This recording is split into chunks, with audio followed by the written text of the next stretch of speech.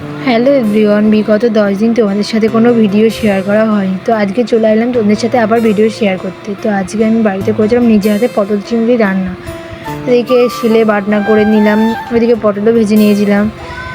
এদিকে তেল গরম হয়ে গিয়েছিলো বলে ফোড়ন দিয়েছিলাম। এদিকে চিংড়ি মাছগুলো একটু নুন হলুদ দিয়ে ভাজা ভাজা করে নিলাম। পটল আলু ভাজা করা হয়ে গিয়েছিলো। এদিকে হলো চিংড়ি মাছের মধ্যে তুলে দিলাম।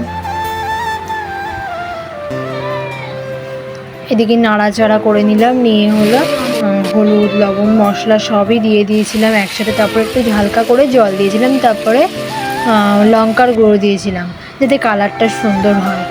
তো এইদিকে কষানো আমার হয়ে গেছে, তো কালারটা কেমন হয়েছে অবশ্যই তোমরা কমেন্ট করে জানাবে। তো এইদিকে রান্না কমপ্লিট, আমি একটু গরম মশলা দিয়ে লাভিয়ে নিলাম। আমাদের যদি ভিডিওটি ভালো লেগে থাকে অবশ্যই আমার চ্যানেলটিকে সাবস্ক্রাইব করে দেবো এবং লাইক করে শেয়ার করে দেবো। আবার দেখা হচ্ছে পরবর্তী কোনো